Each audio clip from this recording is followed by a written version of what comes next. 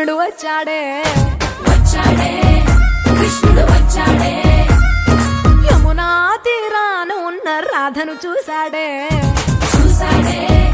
రాధను చూసాడే ఫ్రూటులని గోపాలుడే సూటు వేసే భూపాలుడే వీసమొచ్చిన పాలుడే మాట వెంట పడిపోవుడే